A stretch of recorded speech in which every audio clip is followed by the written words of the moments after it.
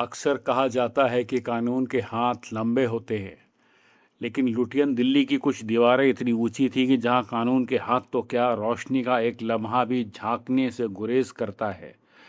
हम सब यही देखते आए हैं कि अतिक्रमण हटता है तो गरीबों की झुग्गियां टूटती हैं, गरीबों के मकान टूटते हैं। बुलडोज़र चलता है तो माफियाओं के अड्डे पर। लेकिन इस बार की चोट उस दुनिया पर पड़ी है जहां बुलडोज़र चलाने की किसी की हिम्मत नहीं थी। जी हाँ, यह है दिल्ली जिमखाना क्लब को खाली करने का आदेश। केंद्र सरकार ने कहा है कि दिल्ली जिमखाना क्लब को 5 जून तक खाली करके उन्हें सौंप दिया जाए। इसकी वजह राष्ट्रीय सुरक्षा और दूसरे कारण बताए गए हैं। लेकिन ये महज एक फरमान नहीं है, इसके कई मायने हैं। ये उस हाई क्लास दिल्ली को छूने की कोशिश है जिसे लोग इस देश की परमानेंट पावर कहते हैं। परमानेंट पावर यानी सरकार किसी की हो, प्रधानमंत्री कोई भी हो, यहाँ की फिजाएं बदस्तूर ताकत की कश्तियों पर ही चला करती हैं। ये इस बात से बेपरवाह होती हैं कि सरकार बदल गई है या देश ने नई करवट ली है। इस असली दिल्ली का सच ये है कि सरकारें आएं या जाएं, मगर कुछ क्लब, कुछ बंगले, कुछ नेटवर्क हमेशा बने रहते हैं और यही लोग हर शासन में सहज होते हैं। इतिहास के पन्ने को पलटें तो पता चलता है कि दिल्ली जिमखाना क्लब अंग्रेज़ों ने साल 1913 में बनाया था। तब इसका नाम था इंपीरियल दिल्ली जिमखाना क्लब। नाम में इंपीरियल था यानी शाही ठाट बाट। यह क्लब महज ऐशो आराम की जगह तक सीमित नहीं था। यह बरतानिया हुकूमत का सामाजिक मुख्यालय था, सोशल हेडक्वार्टर।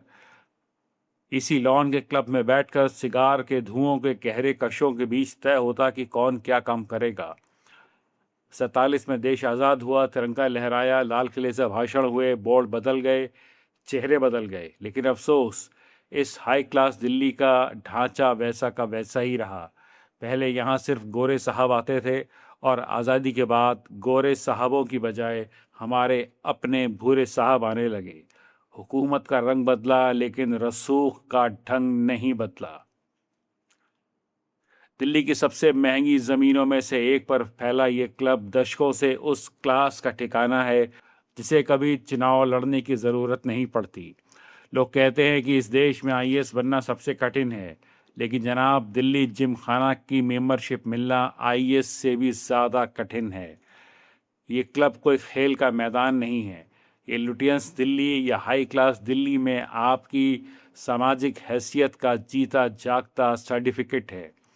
अगर कोई इसके अंदर है तो समझिए कि वह सत्ता के सबसे एलीट सर्कल के अंदर है। ये ऐसा क्लब है जहां आम जनता की एंट्री बैन है और यहाँ पर ताकतवर लोगों का ही सिक्का चलता है।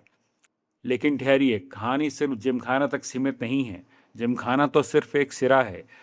इस परमानेंट पावर के तार बहुत दूर दूर तक हैं। जरा नज़र डालिए दिल्ली गोल्फ क्लब पर। विशाल सरकारी ज़मीन पर फैला ये गोल्फ सिर्फ खेलने का मैदान नहीं है।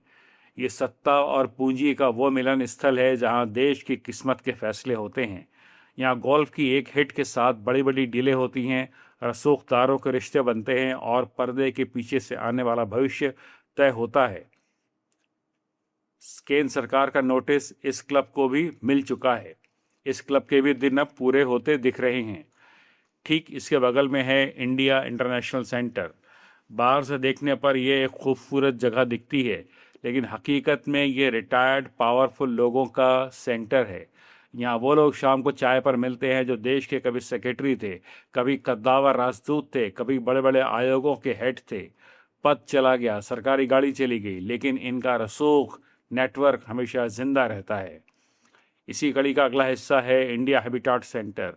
यहाँ एनजीओ, कॉरपोरेट, मीडिया और पॉलिसी इंडस्ट्री का ऐसा कॉकटेल है जहाँ देश की तथाकथित लिबरल बातचीत जन्म लेती है। यहाँ के एयर कंडीशन हॉल में बैठकर गरीबी पर सेमिनार होते हैं, देश की असमानता पर गहरी चिंताएं जताई जाती हैं और शाम को महंगी कॉफ़ी की चुस्कियों के साथ सामाजिक न्याय का बंटवारा कर दिया जाता है।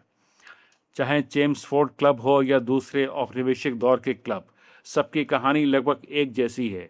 आज जब केंद्र सरकार ने बस शिकंजा कसा है तो सवाल कि ज़मीन के किसी टुकड़े का नहीं है। असल सवाल ये है कि क्या इस देश का लोकतंत्र सिर्फ 5 साल में एक बार वोट डालने तक सीमित रहेगा या लोकतंत्र की गूंज सत्ता के इन बंद सामाजिक अड्डों तक भी पहुंचेगी। दिल्ली की सबसे दिलचस्प और दर्दनाक बात है, यहाँ गरीब आदमी हमेशा अस्थायी होता है और अमीर आदमी परमानेंट।